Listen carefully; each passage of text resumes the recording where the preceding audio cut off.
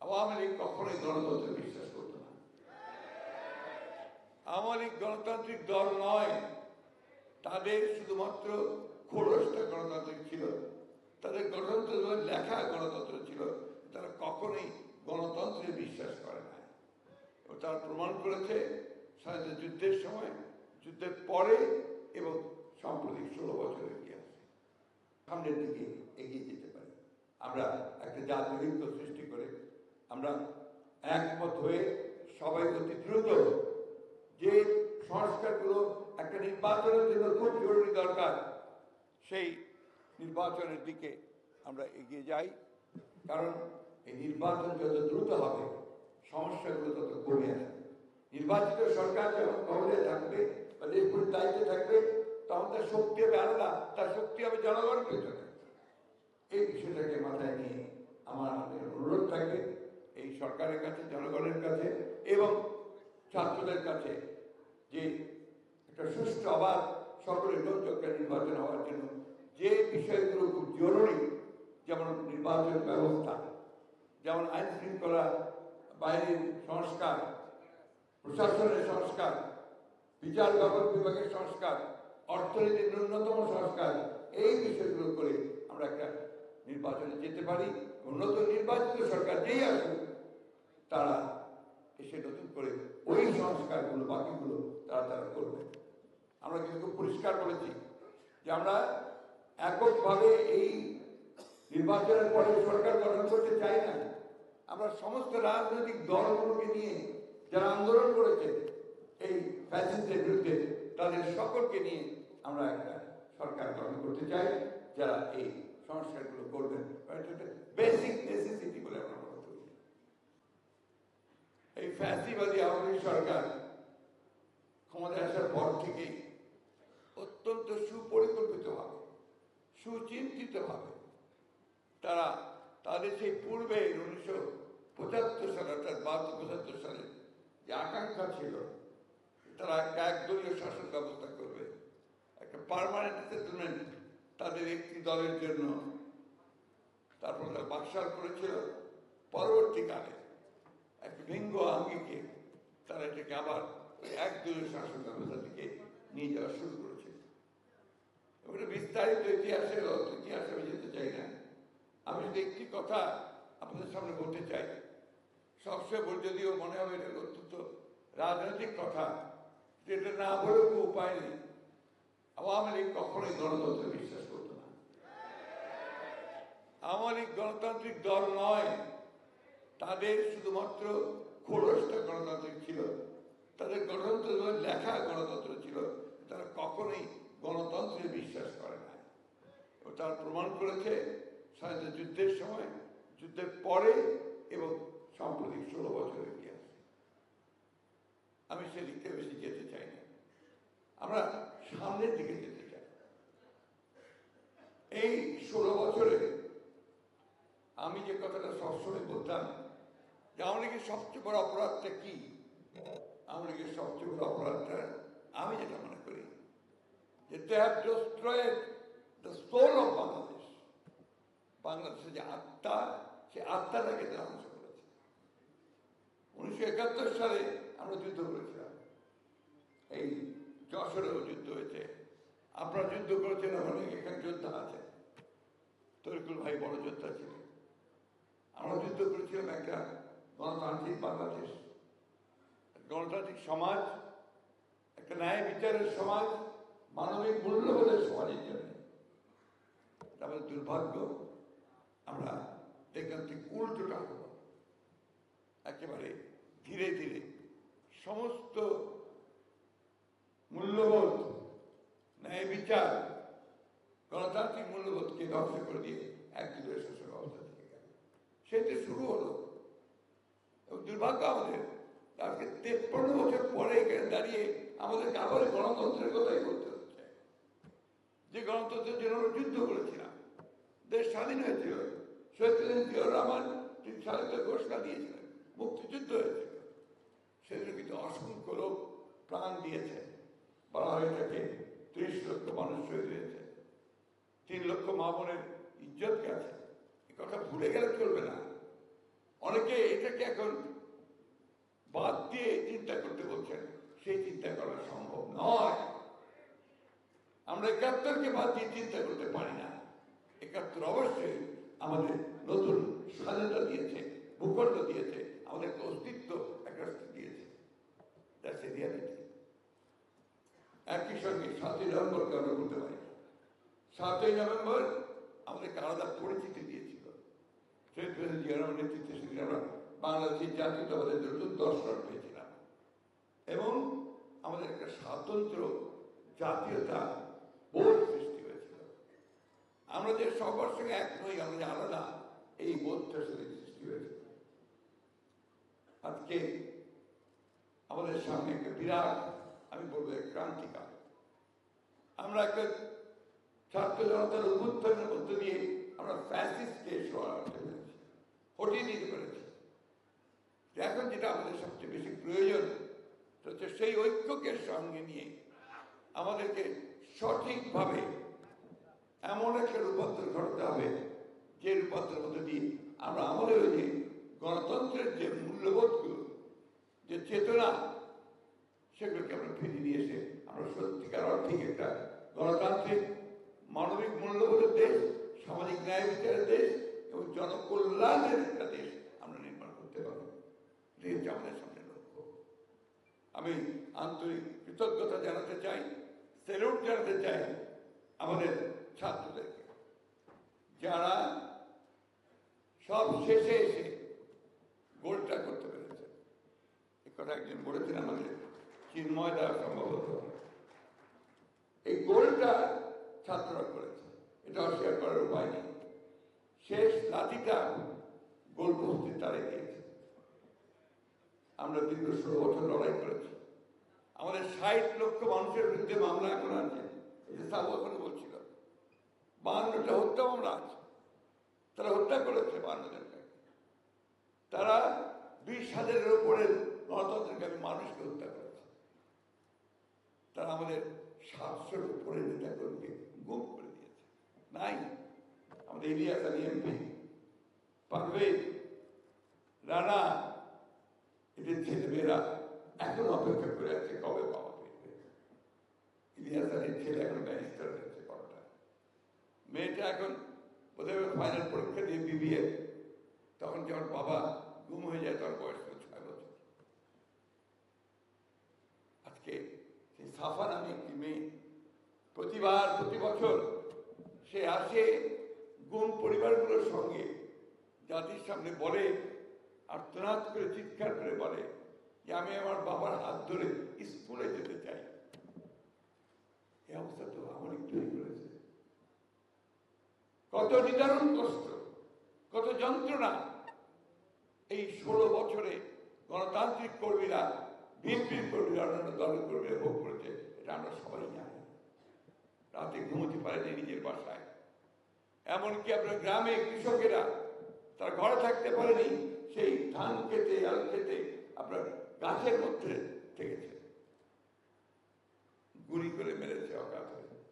কোন রকমের বিচার ছিল না। হাত পা ভেঙে দিয়েছে, থানার মধ্যে নিয়ে গিয়ে আপনার হাঁটুতে গুলি করে তাকে বেগু করে দিয়েছে। সেই কথাগুলো আমরা সবাই জানি। আজকে সেই বিষয়গুলোকে মনে রেখে, সমস্ত ত্যাগ গুলোকে মনে রেখে আমাদেরকে এখন একটা নতুন বাংলাদেশ নির্মাণ করতে হবে। অনেক চক্রান্ত, অনেক ষড়যন্ত্র হচ্ছে, আমরা সবাই জানি। এক একজন একটা কথা বলছে, আবার বিভেদ সৃষ্টি করার চেষ্টা চলছে। প্রতিদিন রাস্তায়, রাজপথে বিভিন্ন পেশার লোকেরা, স্কুল কলেজ ছাত্ররা তাদের দাবি দাবা নিয়ে রাস্তায় নামছে। আমাকে এক ভদ্রলোক প্রশ্ন করছিলেন যে এতদিন এদের দাবি দাওয়াগুলো কোথায় ছিল? আমি উত্তর দিয়েছিলাম, এতদিন এই দাবি দাওয়াগুলো উত্থাপন করার কোনো সাহস তারা পায়নি। ওইটাই ফ্যাসিবাদ।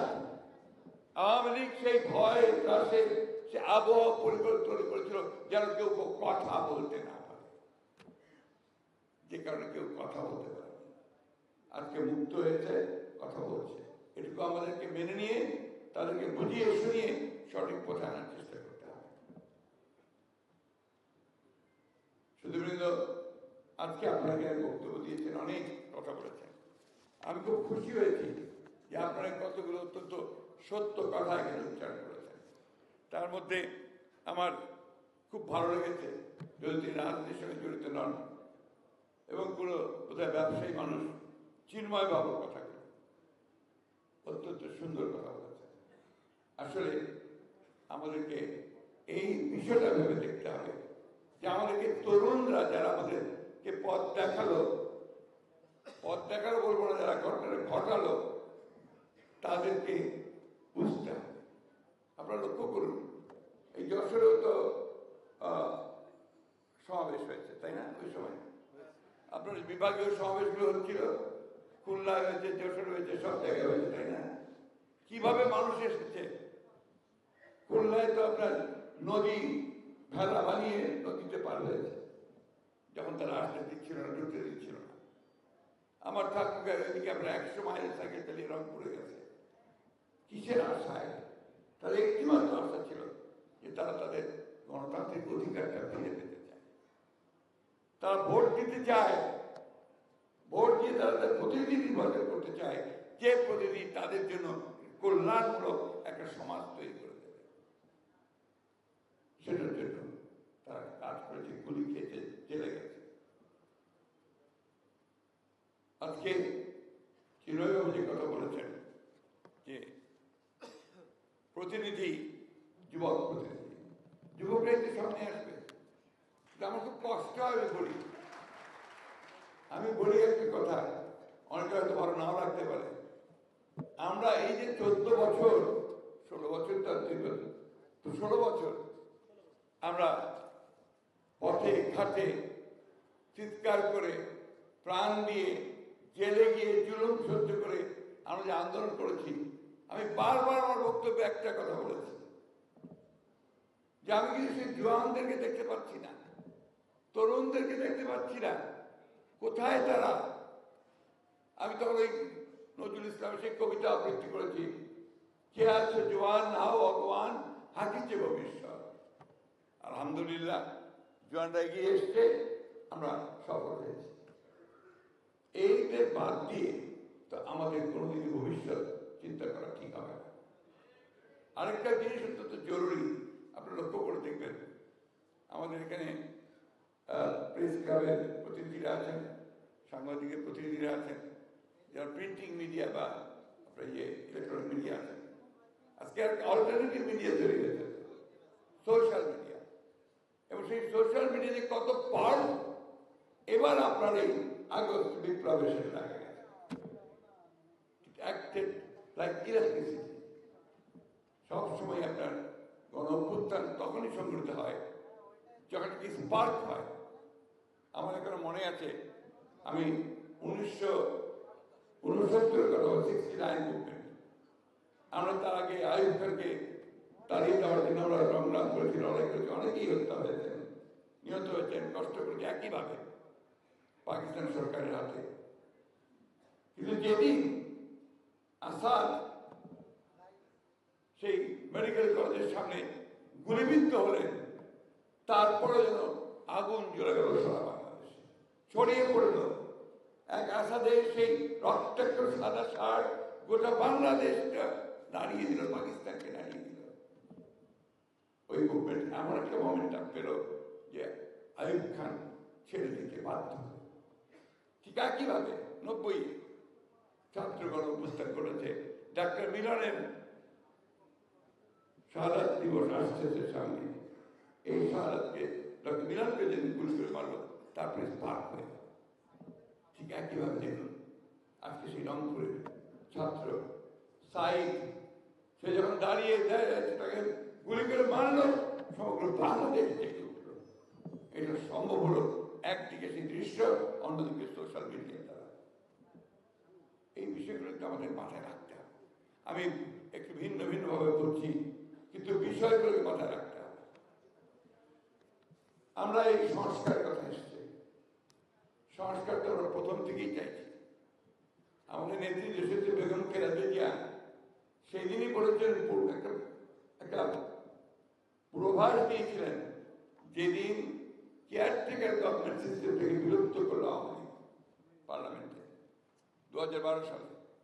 সেদিন তিনি প্রেস কনফারেন্স করে বলেছিলেন এই কেয়ারটেকার সিস্টেম কাটিং করার মধ্যে দিয়ে বাংলাদেশে একটা চিরস্থায়ীভাবে অস্থিতিশীলতার অনিশ্চয়তার সৃষ্টি হয়েছে। তাই তারপর আর বাংলাদেশে শান্তি আসেনি। অথচ দেখুন, যখন কেয়ারটেকার গভর্নমেন্ট ছিল তখন 3টি ইলেকশন হয়েছে এবং বাংলাদেশ কখনই এত ভয়াবহ অস্থিরতার দিকে যায়নি যা করেছে আওয়ামী লীগ অস্থিরতার সৃষ্টি করেছে তার ক্ষমতা যাওয়ার জন্য। আমরা তো সেই তখন থেকেই বলে আসছি। এরপরেও আমাদের নেতৃত্ব বেগম খালেদা 2016 সালে তিনি ভিশন 2030 একটা দিলেন। তিনি বাংলাদেশ কি হওয়া উচিত, কি হবে, কোন জায়গায় আমরা যেতে চাই, সব কিছু মিলিয়ে তিনি ভিশন 2030 দিয়েছিলেন। এরপরে আমরা এই আন্দোলন যখন করছি তখন আমরাও দেখলাম, যেটা ভেবে দেখলাম যে আসলে বাংলাদেশের আমূল সংস্কার হওয়া দরকার। এর যে কাঠামো আছে এই কাঠামোর পরিবর্তন দরকার, মেরামত দরকার। এবং সেভাবেই আমরা আপনার প্রথমে বিএনপি থেকে দিয়েছিলাম 27 দফা, তারপরে আমরা বলেছিলাম যে অন্যান্য সকলের মতামতকে নিয়ে একসাথে আমরা এটাকে করবো, তখন আমাদের 31 দফা। 31 টাকা আমাদের একার না, এখানে আমাদের প্রায় 42টা রাজনৈতিক দল একসাথে চিন্তা করে আমরা 2 বছর চিন্তা করে আমরা 2022 সালে এটাকে আমরা লঞ্চ করেছি, 31 দফা লঞ্চ করেছি। অর্থাৎ আমাদের চিন্তা ভাবনাগুলো তখন থেকে এটা ছিল। আমার কয়েক ভাই প্রশ্ন করেছেন, আপনাদের সরকারে ছিলেন মিডিয়ার ভাইরা সম্ভবত, যে তখন তো আপনাদের অনেকেই সেই টেলিভিশন পেয়েছিলেন, পত্রিকা পেয়েছিলেন, আপনাদের অনেকেই সেগুলো বিক্রি করে দিয়েছে। কয়টা? 1টা, 2টো, 3টে, তার বেশি হতে হবে। তো আমাদের কি করেছে? আমাদের যে সমস্ত চ্যানেলগুলো বা পত্রিকাগুলো ভালোভাবে কাজ করতো তাদেরকে নিষিদ্ধ ঘোষণা করে দিয়েছে। চ্যানেল 1কে দিয়েছে, আমার দেশ পত্রিকাকে দিয়েছে, দিগন্ত চ্যানেলকে দিয়েছে, ইসলামিক টিভিকে বন্ধ করে দিয়েছে। তাদের কাজই হচ্ছে যে যেন মত প্রকাশ করতে না পারে। এবং দেখেন, এখানে সামাজিক ভাইয়ের কথা বললেন, অনেকে আপনার মিডিয়ার কথা বললেন। মিডিয়া তো সব মিডিয়াতে এখন যারা সাংবাদিক তাদের হাতে নাই, ওগুলো বিজনেস হাউসের হাতে চলে গেছে, কর্পোরেটরদের কাছে চলে গেছে। সুতরাং কর্পোরেট বা বিজনেস হাউসরা তারা তাদের ব্যবসা বাণিজ্যকে সবার আগে প্রাধান্য দেয়, তাই করেছে তারা। ফলে আমাদের কিন্তু আমরা ওই যেটা আমরা আশা করেছিলাম যে মিডিয়া থেকে আপনার কোনো প্রতিবাদ আসবে কি করে? ডিজিটাল সিকিউরিটি অ্যাক্ট, বিভিন্ন অ্যাক্ট ধরে তুলে নিয়ে যায়, বাড়ি থেকে তুলে নিয়ে যায়। এই যে সাংবাদিক একটা তালিকা দিলেন যে কতজন সাংবাদিক এখনো কারাগারে আছে। এই একটা অবস্থা পেয়েছে, দম রুদ্ধ করা, চতুর্দিকে বন্ধ, গলা বন্ধ, নাক বন্ধ, চতুর্দিকে একটা ভয়াবহ পরিস্থিতি। আয়না ঘরে তুলে নিয়ে যায়। চিন্তা করতে পারেন, একজন আর্মির একজন মেজর জেনারেল, তাকে তুলে নিয়ে রেখে দিয়েছে 8-9 বছর ধরে, কেউ কিচ্ছু জানে না। বহু আর্মি অফিসার সেখান থেকে বেরিয়ে এসছে পরে, এই মুক্তির পরে। সাধারণ ব্যবসায়ী নেতাকর্মী তাদেরকে সেখানে নিয়ে গেছে।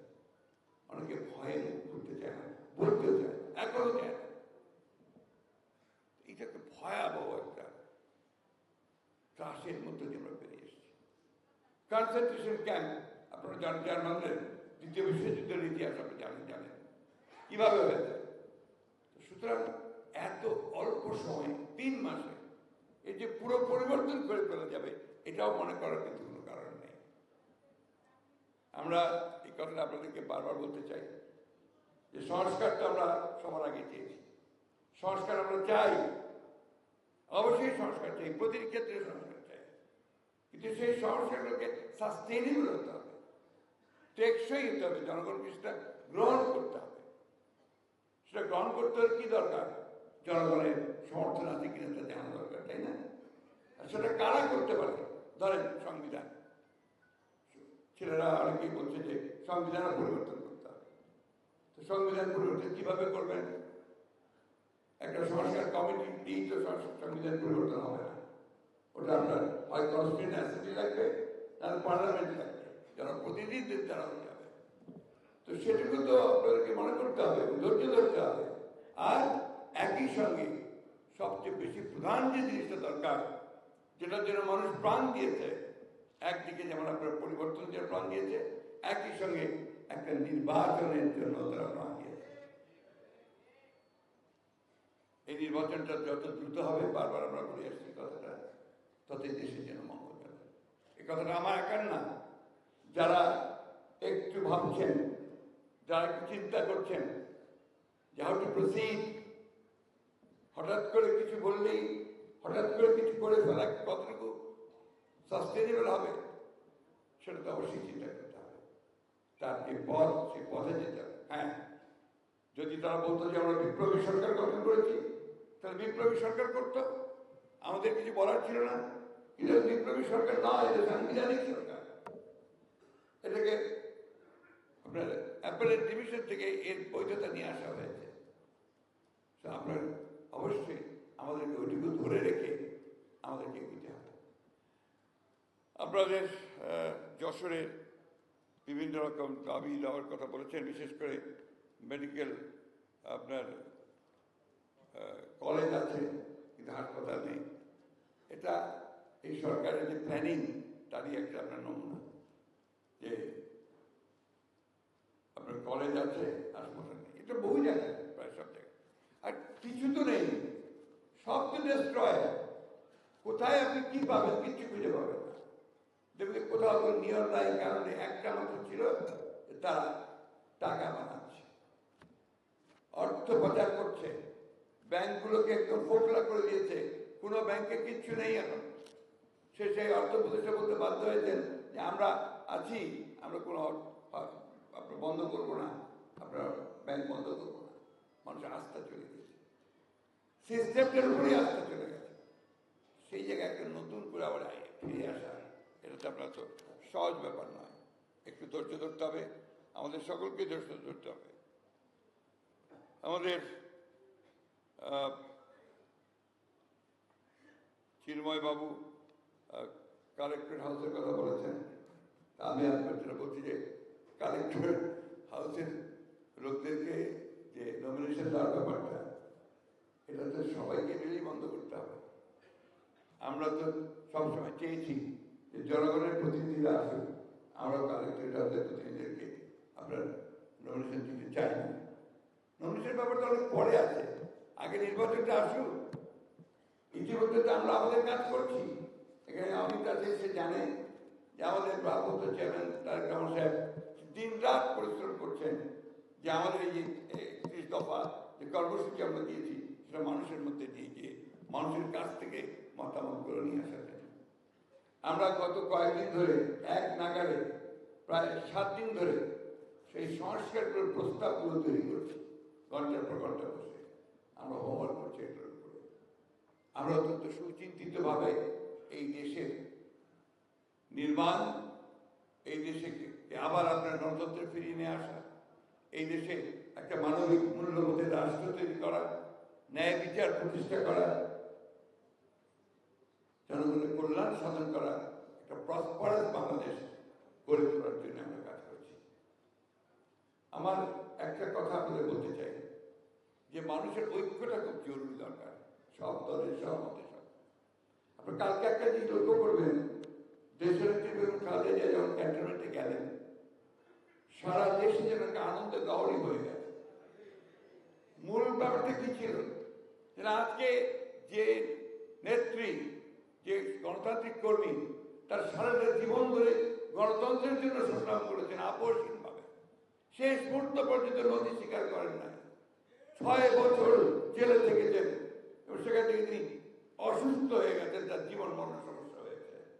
বারবার আমরা চেষ্টা করেছি, শেখ হাসিনাকে বারবার আমাদের প্রতিনিধিরা গেছে, ডাক্তাররা গেছে, ডিপ্লোম্যাটসরা গেছে, কূটনীতিকরা গেছে যে তাকে চিকিৎসার সুযোগ দাও, তিনি দেন। আজকে সেই অসুস্থ অবস্থায় দেশনেত্রী বেগম খালেদা জিয়াকে তারা সশস্ত্র বাহিনী দিবসে নিয়ে গেছে। আমি তাদেরকে আন্তরিক ধন্যবাদ, কৃতজ্ঞতা জানাচ্ছি যে তারা এই ঘটনার মধ্যে দিয়ে বাংলাদেশে একটা নতুন সম্ভাবনার দিক উন্মোচন করবো, এটা আমরা মনে করি। নতুন ইতিহাস রচিত হয়। গতকাল যারা এসেছিলেন সেখানে ছিলেন সিভিল সোসাইটি মেম্বার, শিক্ষক প্রতিনিধি, আপনারা ব্যবসায়িক প্রতিনিধি, ইঞ্জিনিয়ারদের প্রতিনিধি, চিকিৎসকের প্রতিনিধি, রাজনৈতিক সমস্ত দলগুলোর প্রতিনিধি এবং এই ক্যাবিনেটে যারা আছেন তারা সবাই, ছাত্ররা, নতুন ছাত্রদের প্রতিনিধিরা সবাই তার সঙ্গে মত বিনিময় করেছেন। একটা অভূতপূর্ব, একটা আনন্দময় একটা অবস্থা তৈরি হয়েছিল। এই বিষয়টাকে আমি ছোট করে দেখতে চাই না। আমি মনে করি এটাকে ভিত্তি করে আমরা সামনের দিকে এগিয়ে যেতে পারি। আমরা একটা জাতীয় ঐক্য সৃষ্টি করে আমরা একমত হয়ে সবাই অতি দ্রুত যে সংস্কারগুলো একটা নির্বাচনের জন্য খুব জরুরি দরকার, সেই নির্বাচনের দিকে আমরা এগিয়ে যাই। কারণ এই নির্বাচন যত দ্রুত হবে সমস্যাগুলো তত কমে আসবে। নির্বাচিত সরকার যখন ক্ষমতায় থাকবে বা দেশপুর দায়িত্বে থাকবে তখন তার শক্তি হবে আলাদা, তার শক্তি হবে জনগণ পেছনে। এই বিষয়টাকে মাথায় নিয়ে আমার অনুরোধ থাকবে এই সরকারের কাছে, জনগণের কাছে এবং ছাত্রদের কাছে যে একটা সুষ্ঠু অবাধ সকলের গ্রহণযোগ্য নির্বাচন হওয়ার জন্য যে বিষয়গুলো খুব জরুরি, যেমন নির্বাচন ব্যবস্থা, যেমন আইন শৃঙ্খলা বাহিনীর সংস্কার, প্রশাসনের সংস্কার, বিচার বিভাগের সংস্কার, অর্থনীতির ন্যূনতম সংস্কার, এই বিষয়গুলো করে আমরা একটা নির্বাচনে যেতে পারি। নতুন নির্বাচিত সরকার যেই আসুক তারা এসে নতুন করে ওই সংস্কারগুলো বাকিগুলো তারা করবে। আমরা কিন্তু খুব পরিষ্কার বলেছি যে আমরা এককভাবে এই নির্বাচনের পরে সরকার গঠন করতে চাই না। আমরা সমস্ত রাজনৈতিক দলগুলোকে নিয়ে যারা আন্দোলন করেছে এই ফ্যাসিস্টের বিরুদ্ধে তাদের সকলকে নিয়ে আমরা একটা সরকার গঠন করতে চাই যারা এই সংস্কারগুলো করবেন। বেসিক নেসেসিটি বলে আমরা মনে করি। তাই আমি আর আপনাদের বেশি ধৈর্যচ্যুতি ঘটাবো না। আমি সবসময় যেটা বিশ্বাস করি, আমার বয়স অনেক হয়ে গেছে, ভাবির বয়স আর আমার বয়স প্রায় কাছাকাছি। তরিকুল ভাইও কিন্তু আমারই প্রায় বয়সী ছিলেন। আমরা এখন যাওয়ার পথে, কিন্তু আমরা ওই উদীয়মান সূর্যকে দেখছি। আমরা দেখছি যে নতুন সূর্য উঠছে। আমরা সেই নতুন সূর্যকে বরণ করি, নিয়ে আমরা সবাই মিলে আসুন আমরা একটা সত্যিকার অর্থে একটা সুন্দর, একটা প্রসপারাস, শান্তিময়, প্রেমময় একটা বাংলাদেশ গড়ে তুলি, যেখানে ওই হিন্দু, মুসলমান, বৌদ্ধ, খ্রিস্টান কোনো পার্থক্য থাকে না। আমি এই কথাগুলো এই জন্যই বলছি, এটা শুধু আমার স্বপ্ন নয়, প্রতিটি বাংলাদেশের স্বপ্ন। আমি কিছুদিন আগে আপনারা আমার মেয়ের কাছে অস্ট্রেলিয়াতে গিয়েছিলাম। আমি সেটা দেখলাম যে ওরা আমাদের চাইতেও বেশি উৎসুক, আমাদের চাইতেও বেশি তারা এখন দেশের প্রতি তাদের ভালোবাসা। তারাও এই আন্দোলনের সময় সবাই কাজ করেছে যাতে বাংলাদেশ ফ্যাসিবাদের পতন হয়। কিন্তু ব্যাপারটা তো সহজ নয়। আপনারা দেখুন, এখানে অহেতুক হিন্দুদের উপরে নির্যাতন হয়েছে, ভাইদের উপরে নির্যাতন হয়েছে, এটা ছড়ানো হচ্ছে। সবচেয়ে বেশি দুর্ভাগ্যজনক ভাবে এটা ছড়ানো হচ্ছে ভারতের মিডিয়াগুলো থেকে, যেটা আমি মনে করি এটা একটা সুপরিকল্পিত একটা চক্রান্ত, বাংলাদেশকে আবার একটা অনিশ্চয়তার দিকে ছেড়ে দেওয়া। আবার আপনার এই যে একটা কথা না বললেই নয়, কিছু কিছু জায়গা থেকে খবর আসে, আমাদের পত্রপত্রিকায় রাখা হয়, বিএনপি নেতাকর্মীদের উপর দৌড় দিয়ে যে আপনার দখল হচ্ছে, চাঁদাবাজি হচ্ছে, এসব বলা হচ্ছে। কোথাও কোথাও যে একদম হচ্ছে না তা আমি বলবো না, কিন্তু বেশিরভাগই প্রচারণা হচ্ছে। যারা ক্রিমিনালস তারা এই কাজগুলো করছে এবং তারা এই কাজগুলোকে বিএনপির উপর চাপিয়ে দেওয়ার চেষ্টা করছে। এবং এই জন্য আমরা ইতিমধ্যেই আমাদের ভারপ্রাপ্ত চেয়ারম্যান ব্যবস্থা নিয়েছেন, প্রায় 750 নেতা কর্মী যারা বিভিন্ন আছে তাদেরকে দল থেকে বহিষ্কার করে দেওয়া হয়েছে। আমি আপনাদের সামনে পরিষ্কার করে বলতে চাই, যদি এই ধরনের ঘটনা কেউ ঘটায়, আপনারা তাকে ধরে নিয়ে তাকে আপনারা আইন শৃঙ্খলা বাহিনীর কাছে সোপর্দ করুন। এ ব্যাপারে আমাদের সর্বাত্মক সহযোগিতা করে অমিত এটা সবচেয়ে বেশি সহযোগিতা করতে হবে। সবশেষ কথা, এই দেশটা আমাদের, এই দেশটা আমাদের কিন্তু দিয়ে দেয়নি। এই দেশটা আমরা অর্জন করেছি যুদ্ধ করে। স্বাধীনতার পরে আমরা গণতন্ত্র অর্জন করেছি কিন্তু যুদ্ধ করে, লড়াই করে। আজকে যে নতুন ফ্যাসিবাদ থেকে যে মুক্তি আমরা পেলাম, যে স্বাধীনতা আমরা পেলাম, এটাও কিন্তু আমাদের কয়েক হাজার ছেলে মেয়েদের রক্তের বিনিময়। ব্যাপারটাকে হালকা করে দেখার কোনো কারণ নেই। They have given their blood, রক্ত দিয়েছে, প্রাণ দিয়েছে। এই যে আমার সামনে যে ভাই, মা, বোন সবাই বসে আছেন, চিন্তা করুন তাদের কথা। তার সবচেয়ে আদরের মানুষটি তাদের কাছে নেই, কেন? দেশের জন্য প্রাণ দিয়েছে। এই দেশকে তো আমাদের দায়িত্ব হচ্ছে সকলে মিলে এটাকে একটা সামনের দিকে তুলে ধরা। আমি শেষ করতে চাইবো একটা কথা বলে সকলের কাছে, বিশেষ করে ইয়াং জেনারেশনের কাছে। ভবিষ্যৎ আপনারাই দেশ তৈরি করবেন, আপনারাই দেশ নির্মাণ করবেন এবং এই দেশে আপনারা শত ফুল ফুটিয়ে তুলবেন এই দেশের মধ্যে। একজন বিখ্যাত মনীষী, অনেকে আমরা আজকাল তার নাম জানি না, যিনি পৃথিবীর একটা বিখ্যাত দেশ, অত্যন্ত উঁচু একটা দেশ এখন, অর্থ দিক থেকে, শক্তির দিক থেকে, সব দিক থেকে, ইকোনমিক্যালি, চায়না, চীন, সেই দেশকে যিনি রূপান্তর করেছিলেন বিপ্লবের মধ্যে দিয়ে, সংঘের মধ্যে দিয়ে, মাও জেতুং, চেয়ারম্যান মাও জেতুং, তিনি একটা কথা বলেছিলেন, put the old head on the young shoulder. যুবকের স্কন্ধে বয়স্কদের মাথাটাকে বসাও। Wisdom is a very big word. Wisdom, জ্ঞান, লেখাপড়া দিয়ে শুধু হয় না, উইজডম দিয়ে হয়। সে উইজডম দিয়ে আমাদেরকে কাজ করতে হবে এবং সবাইকে নিয়েই কাজ করতে হবে।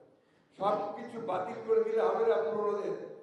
পুরোনোদেরকে নিয়েই কিন্তু আজকে আমাদেরকে ধাপে থেকে এগোতে হবে। আর আমরা বিএনপি, আমরা এমনি কথা বলি না, আমরা কাজ করেছি। এই দেশে একদলীয় শাসন ব্যবস্থা থেকে আমাদের দলই নেতৃত্বে বহুদলীয় গণতন্ত্র নিয়ে এসেছে। মিডিয়ার স্বাধীনতা দিয়েছেন, নারীদেরকে ক্ষমতায়ন করার চেষ্টা করেছেন এবং বাংলাদেশকে একটা মর্যাদার স্থানে নিয়ে গেছেন।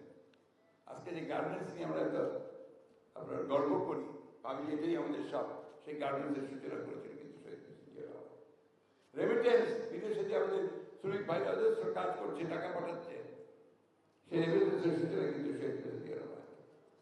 দেশের যে বেগম খালেদা জিয়া, তিনি কিন্তু সংসদীয় গণতন্ত্র চালু করেছিলেন এবং শত আন্দোলনের মুখে জনগণের দাবি মেনে নিয়ে তিনি কেয়ারটেকার গভর্নমেন্ট সিস্টেম চালু করেছিলেন, যেটা এখন প্রমাণিত হচ্ছে যে এটাই একমাত্র পথ বাংলাদেশে এই অ্যাডভান্স পলিটিক্যাল যে কালচার, সেটার মধ্যে এই একটা নির্বাচনকালীন সরকার, একটা নিরপেক্ষ সরকারের মাধ্যমে নির্বাচন হওয়াটাই সবচেয়ে উত্তম।